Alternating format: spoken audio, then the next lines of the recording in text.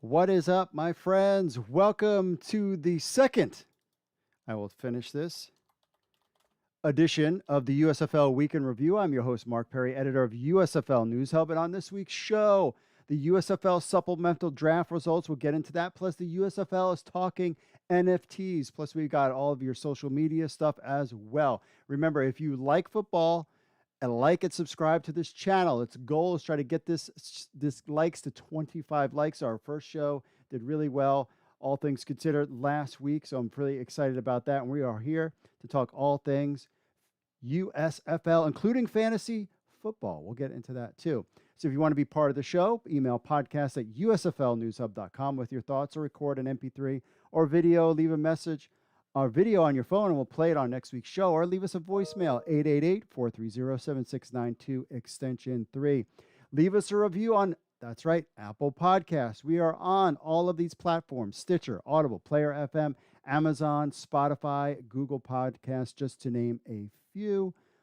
I name a lot. We are on all of them. Last week, we weren't on any of them. Now we're on all of them. So now you can get this show on all of your favorite podcast jabronis out there. Watch USFL Week in Review live at 9 p.m. Eastern every Monday. We're on YouTube, Twitter, and Facebook. I got to work on the Facebook thing because it's not working still. I don't know why.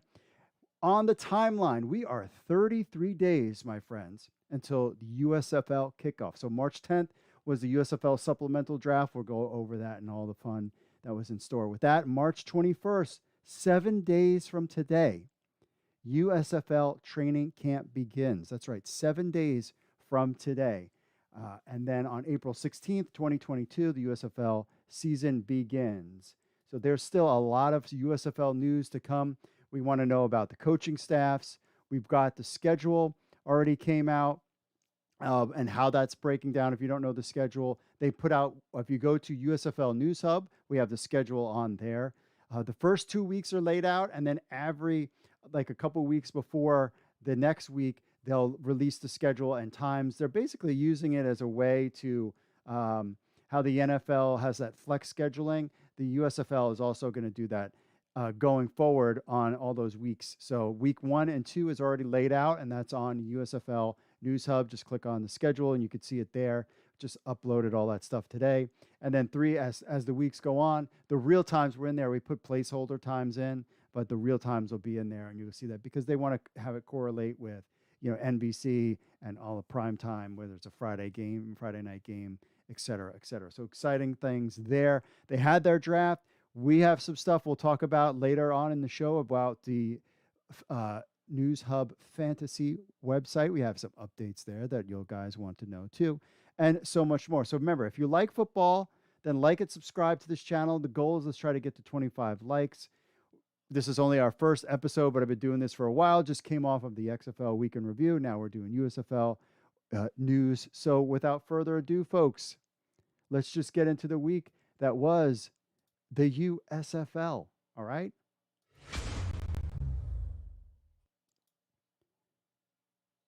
First up, the USFL. Oh, no. The USFL first put out on Thursday. They announced the details of the supplemental player draft. So 80 players are going to join. Notice how they say inaugural draft class. And it was all over social media on Thursday night. The new United States Football League will conduct a 10-round supplemental player draft starting at 7 p.m. that will add 80 players to the inaugural draft class, and the league will provide real-time coverage on through the social media stuff. We'll get to all who got picked in a second, just as what they did in February for the initial phase of the first ever USFL player draft. They'll use the unique analytic modify, a snake system that's equitable for all 8 teams. Jim Pop, USFL Director of Player Administrations. The main difference between previous rounds and tonight on the supplemental draft is that rather than select player by position, teams can select any player that helps complete their 45-man roster. Another difference from the previous USFL rounds is that teams will not be allowed to pass on a pick, which would be dumb. Teams will have 2 minutes between selections during the supplemental draft. Should a team let its time expire in any round without selecting, it can still choose a player, but it risks letting the team on the clock take the player it was considering. There will be 5-minute breaks at the conclusion of each round, and trades between teams are not permitted. hey, this is kind of sounds like when you're doing your fantasy draft. USFL teams are drafting from a pool of 550 to 600 players who had already signed contracts. This is on top of the other, hundreds of players that they already selected that had signed contracts. So a lot of people, a lot of players are interested in playing in the USFL. Only players who have signed contracts are eligible for selection. Drafted players will report March 22nd to training camp in Birmingham. Oh, we got to change that. At the conclusion of training camps, each team will have 45 players for a league total of 360. Once the season begins on April 16th, each team's active roster will have 38 players plus a 7-man practice squad. And you could follow all this on social media. The first round had the Narlands, followed by Pittsburgh, Birmingham, Houston, New Jersey, Philadelphia, Tampa Bay, and Michigan. All right, let's get into some picks. So who was drafted? Some names you might know, some names you might not know, but let's get into it. So the first round, we had Justin Johnson, Ryan William Pope, offensive tackle, Gunnar Vogel, offensive tackle, Jarian Jones, some guys you might, Josh Avery, defensive tackle, a lot of defensive tackles, offensive linemen. I'd be trying to find as many offensive linemen as I could. Round 2, Quentin Meeks, a DB. That name seems familiar. Keith Washington, cornerback. JoJo Tillery, safety. There's some names out there. In round 3, Matthew Burrell Jr., Mike Bell, Malik Harris, defensive end, to name a few. Round 4, Nathan Hawley, safety outside linebacker. Sharif Miller, defensive end. Sean Williams, a free safety. Paris Ford, a safety. Armani Dennis. Keith Mumphrey, wide receiver. That name looks familiar as well. I think he played in the XFL. Round 5, we got a tight end. Brock Miller, we got a punter. That's right, punter. And Tyler Rosa, a kicker, also played in the XFL, getting a shot there. Very excited for our special teams friends out there. Malcolm Elmore, safety, is in that, and that was round 5. So we're starting to take kickers and punters at round 5. Round 6, some teams didn't pick kickers and punters in the other version of that, or on the original draft. Let's see, E.J. Bibbs, tight end, fullback. Connor Davis, tight end, played in the XFL. Darius Victor, running back, also I believe played in the XFL as well. Round 7, Marlon Williams, wide receiver. Gabriel Sewell Jr., inside linebacker. Joseph Patu, cornerback. Round 8, Jacob Williams, Devin Ross, wide receiver. Ahmad Dixon, safety cornerback. Theo Redding, wide receiver. That name looks familiar as well. Round 9, Tyler Palka, wide receiver and quarterback. Interesting pick there.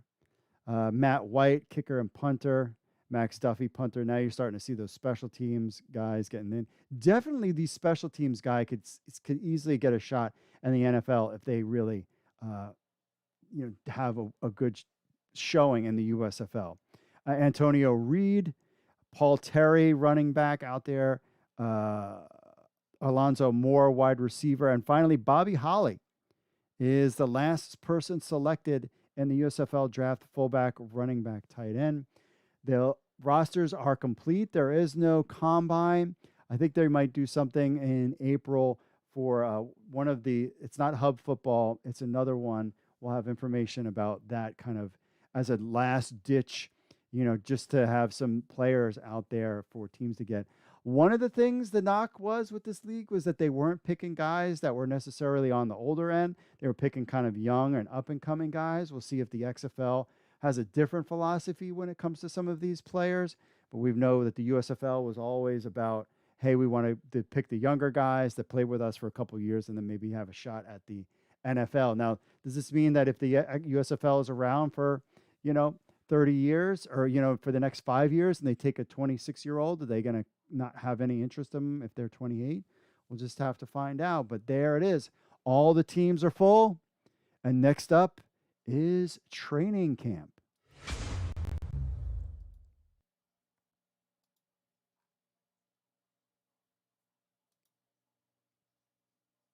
So the USFL announced an NFT marketplace, something that was rumored out there for a little while. So, innovative new football league to deepen fan experience while providing players and coaches direct revenue from sales of digital collectibles. Fox Entertainment Blockchain Creative Labs. So, this is a company that Fox owns, will power the digital token platform and storefront for the USFL's 2022 inaugural season. You notice how with the lawsuit, they keep saying inaugural season. So, to create world-class fan experience for fans, players, and coaches, the new USFL, the United States Football League, is partnering with Fox Entertainment's Blockchain Creative Labs, BCL, to launch an innovative NFT marketplace for digital collectibles. BCL will mint and sell official digital tokens for the league, its teams, players, and coaches. Players and coaches will have the opportunity to work directly with BCL to create bespoke tokens, while details will be revealed to players and coaches when they report to training camp later this month on the 22nd. Majority of the sales revenue from these NFTs will go directly to them via their digital wallets. Using smart contracts on the blockchain, USFL coaches, players will be the first from any professional sports league to receive revenue at exact time of sale. So basically, this is just cutting the middleman out. And then as soon as the transaction happens, it goes right into these players' wallets. I think this is a great thing and another way for lit players make some money. The XFL didn't give players the opportunity to make money off of their, shirt, jersey sales or any of that kind of stuff. So by the USFL allowing their players to make some money off of, their brand, their own personal brands, is a good thing. Quote, our partners at Blockchain Creative Labs are building a cutting-edge marketplace for digital collectibles that will create a unique experience for USFL fans, players, and coaches, said Edward Hartman, senior USFL Executive Vice President of Business Operations. At no cost to them, we are proud to empower our players and coaches by offering them sales revenue from NFTs they have a role in designing.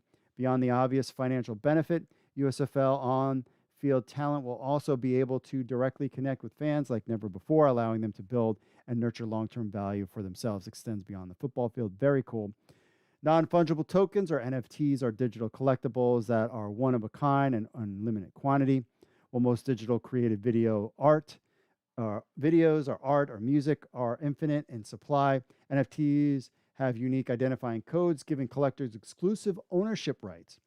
NFTs exist on a blockchain, a digital public ledger that records transactions and makes it virtually impossible to cheat the system. BCL will operate the USFL's digital NFT digital platform and storefront. Blah, blah, blah, blah, blah. Melody Hillebrand. BCL will provide concierge servers that will assist USFL players and coaches to create NFTs, build a token economy around their professional brand, and manage their community on the instant messaging platform Discord. So jumping on the Discord thing as well. In addition, BCL will mint and drop series of limited edition Genesis tokens for each team throughout the season. On Discord, fans will use tokens to unlock access into gated team channels for exclusive content and free merch, while gaining first access to future USFL-related NFTs. They have a bunch of smart people working this NFT platform. I will say this. I've heard people say, oh, well, NFTs, I'm not watching the USFL because they're doing NFTs. I will just tell you this. You will not be watching any sports. Maybe you'll be watching a cooking channel because all sports are going to be using NFTs. And people who hate NFTs don't understand the power and impact they have. Yes, you're thinking of the crappy things thrown out there that are right now, but this is big stuff that's going to be part of the landscape of professional sports. So deal with it. And if you don't like it, it's because you don't understand it.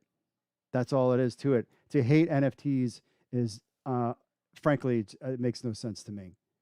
They clearly have no idea what it's about. And I think this is fantastic for the players to get some cash out of it. There's no question. So the USFL started a website for NFT drops. We broke this news for events and fan engagement. So in today's, of course, they had the announcement. The question was, so how do you get involved? Now, the press release mentioned a Discorder, but there was more to it than that. So I asked around, and I'm like, how can I get involved? So the USFL created a website around their new NFT initiative. It is called usfl.fans. That's right. The webpage is usfl.fans. And there is not much on it now. The season starts April 16th, but we expect more to come soon. A new era in football fandom begins. Be one of the first to claim your USFL Mint Pass and unlock future NFT drops and special event access. Also includes on the site will be access to players, coaches, executives, NFTs, collect free proof of attendance collectibles at each game of the season. Exclusive behind-the-scenes perks for members include behind-the-scenes look at the league, merchandise discounts, access to live games, live streamed from the USFL studios, and so much more. They talked about this on the press release. Training camp begins the 22nd. The Discord server is open. There's not much going on it right now. This is the website here. Let's see if we can pop this out a little bit better. Nope. This? Nope. So, I mean, this kind of gives you an idea of what the website is. There's not really much on it now. Perks for members, season starts. I mean, basically, yeah, nothing has changed since we last wrote about it, except that you can join the Discord when the Just Join community here. I will say this. I was listening to some of the people from what is it called? BCL, talking about the NFTs. One interesting thing that they were talking about was actually doing, let's see if we do the split here. They were actually talking about doing, which was really intriguing to me, is some kind of thing where if you go to an event and you scan a QR code, that gives you access to stuff. And they were really testing this out at South by Southwest. And I thought that was a unique way of working with the NFTs. And I'm not really sure how that would all work, but the idea was that if you go, like right now, you get a ticket, you go to an event. Yay. You post it that you're going to an event. But what if in the future, by going to events gets you stuff, whether it's a discount or by scanning a QR code. Now, we send it to your friend, could they get it? I don't know how all that stuff works. But the idea is that being live at the event, I mean, because we all know now everybody is watching these shows on TV or watching sports on TV, and the experience, adults are getting hammered at football games, and it's not the most thing for kids to go to. XFL was great. I didn't really see that kind of behavior there, but fans are getting all rowdy or whatever, so people aren't really going to the games as much as they used to. Hello, Major League Baseball. This is an interesting way to engage with the fans. Now, I'm really curious to see how they take this. Clearly, the XFL does this. Fan Control Football does this. There's no doubt in my mind the NFL is be doing this. NBA already is. Major League Baseball is talking about it, I believe. This is kind of the future. Again, I saw all, ignorant people on YouTube, Twitter, basically saying that they're never going to watch the USFL because of NFTs. And I was like, you're not going to be able to watch anything. Just like these people that, I'm not going to watch it because the league stands for this, or The Rock said this, so I'm never going to watch it. I don't even know why you open your mouth, but you're just not very happy people, I guess. But this is a very cool thing. Really just interested to see where the USFL takes this. It will be very basic because this tech is very new. And the fact that Fox is getting involved with it, I think, is a big thing.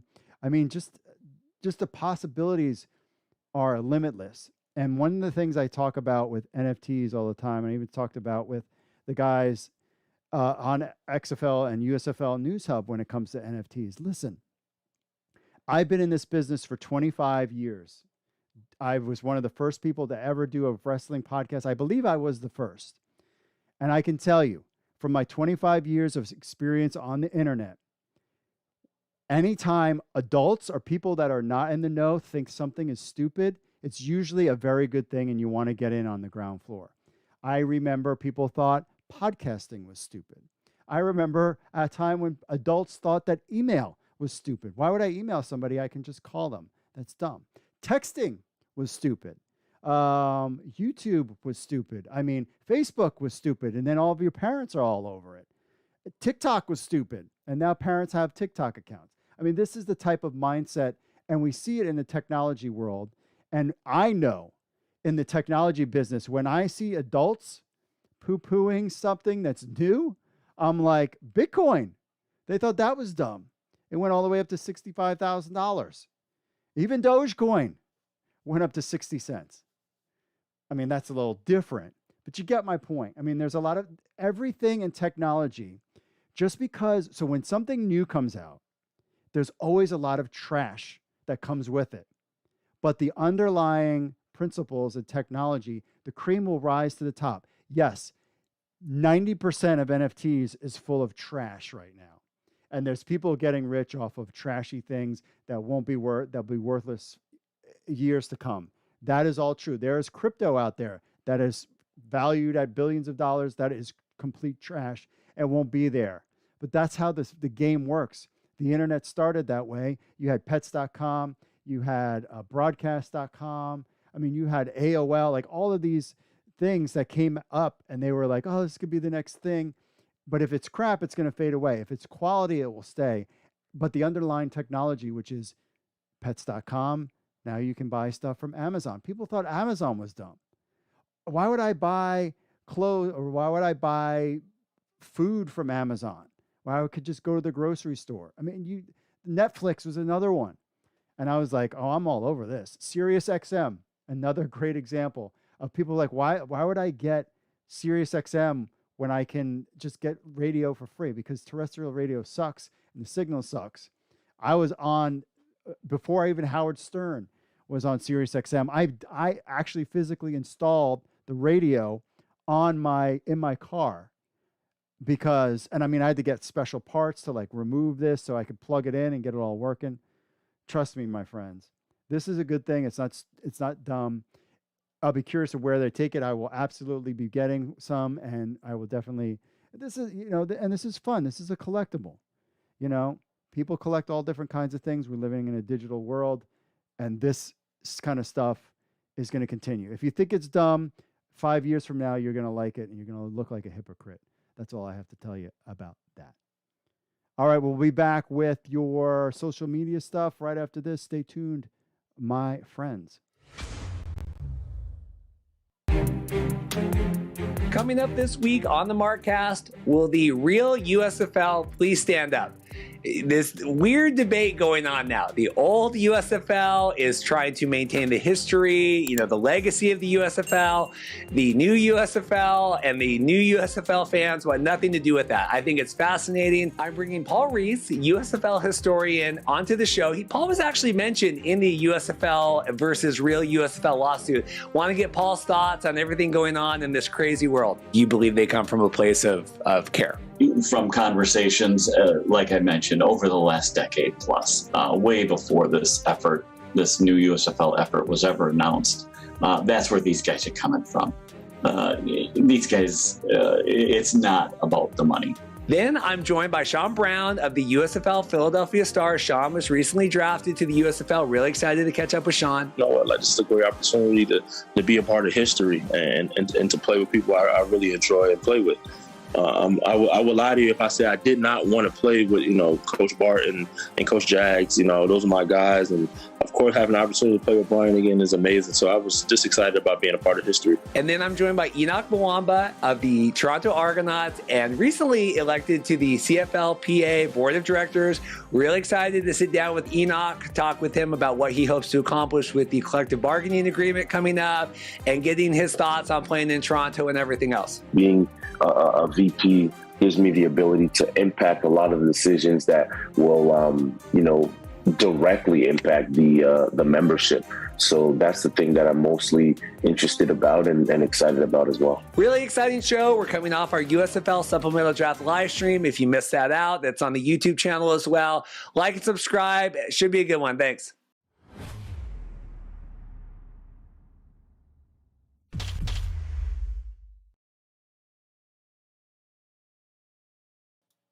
All right, my friends, we are back. I wanted to take a second first to say hello to everybody in the chat. Stock Speed Tech says the future. He says, I just bought cat food today on Amazon. It was amazing. Got here one day. I know. And people thought it was all dumb. They're like, Amazon buying books? Like, why would I do that? Why people question stuff all the time, but this NFT thing I think is going to be a winner if they do it right. But we'll see. I guarantee you the XFL is going to do it. I guarantee you the NFL is at least maybe 2 years away from it. They need to collective bargaining that stuff because I mean, and I think there's some fear. I mean, talk about a Tom Brady NFT, and Tom Brady's involved with NFTs right now on DraftKings. You can buy some football player NFTs. So it's here to stay. It's coming. Don't be one of these people that suffer from groupthink and they say NFTs and they're like, "Ugh, so dumb," because it's just not. You're going to be wrong. You're going to be wrong. Trust me. 25 years of experience. I'm telling you, it's all good. All right, let's. So I appreciate Stock Speed Tech checking in on the YouTubes. Let's get to the YouTube real quick. Jared checking in. He says, I gave up on WWE in 2013. Hey, prayers out there for Scott Hall, who is not doing very well. Had 3 heart attacks after some hip surgery. Prayers are out to Scott Hall, one of the greats. He says, it sucked way before that. I'm so happy AEW is around. I'm going to AEW on Wednesday in Fort Myers, Florida. Very cool. Hearing Cody Rhodes on our Pro Wrestling News Hub is going to appear at WrestleMania. No. Why? Why, Cody? Why would you leave? Why? So appreciate that there. Hey, I wanted to talk to you about some fantasy football, USFL fantasy football, that is. I believe this will work. Yes. So here is USFL. So News Hub Fantasy has USFL fantasy football, building it out right now, working on the mock draft module so that you can do some practice mock drafts before we start doing drafts in about 2 weeks. We're waiting till after the training camp begins, but you can actually go right on now. When you join a league, so for instance, here's one of the leagues here. We have pre-draft. I was talking about this last week. Pre-draft is open. So if you click on pre-draft, you can set up your pre-draft rankings. So for example, you want to take a look at all the quarterbacks and you want to rank your top 3 quarterbacks. So we're going to say, all right, I want Jordan Ta'amu number 1. I'll probably do, well, I heard, there's talk of Shea Patterson and Paxton Lynch splitting time. I might stay away from him. I'll take Kyle Laletta at number 2, and we'll put in, let's see, who was Brian Scott at number 3. And then I could switch it to running backs, and I could say, all right, well, who are some running backs I want to be on my thing? Devon Smith, I might put him on my list. So you get the idea. CJ Marble on my list, and so on. And then you just hit finish, and then now your pre-draft is saved, and then you can always go back and change things around for your pre-draft right there. And then that will be all set. So when you go on draft day, your pre-draft will be right there and you're ready to rock and roll. So leagues are filling up now. There's chat. So our league is March 27th. I hope to be testing more of the draft. Then that's why I want to do the mock draft kind of simulator, kind of figure things out, and there you have it. So USFL fantasy football is alive and well. We'll be having that as well. This has been a quiet week. I hear that we're going to hear some more potentially about USFL coaches and coaching staff. We have the schedule. We have the players. So now we're just basically a week away from training camp.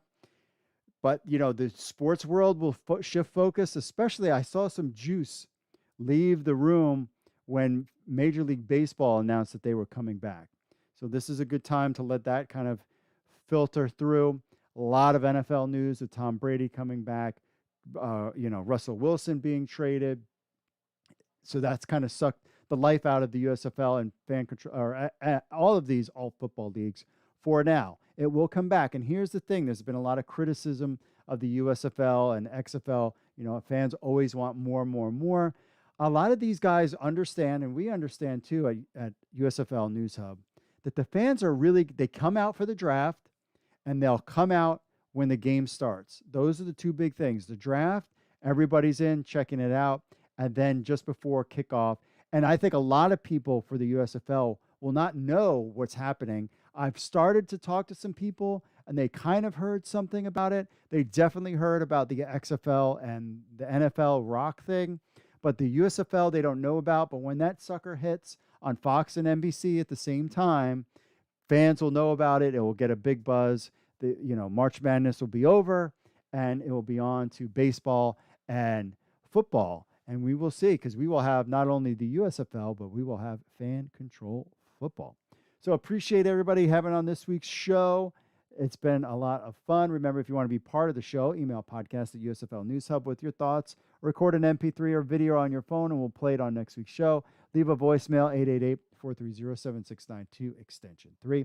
Now, please, we are on Apple Podcasts. Leave us a review on Apple Podcasts, Stitcher, Audible, Player FM, Amazon, Spotify, Google Podcasts. We're on them all. USFL Week in Review. Look it up and leave us a review. We really appreciate that. Spread the word about the show. And you can watch USFL Week in Review live at 9 p.m. Eastern every Monday on YouTube, Twitter, and Facebook. The timeline is on, except for we gotta have to change this. This, instead of the 21st, it's actually the 22nd. We'll change it there. And of course, you can always play fantasy football on News Hub Fantasy as we try to crank things up for a USFL fantasy football season. It will be a lot of fun. All right, my friends. Hey, I appreciate Stock Speed Tech checking in on the chat room. I appreciate you guys being there. Make sure you smash that like button and spread the word. Subscribe to the channel. All right, that's it for me, folks. God bless to you all out there. And I will see you all. Oh, I got to find my thing later.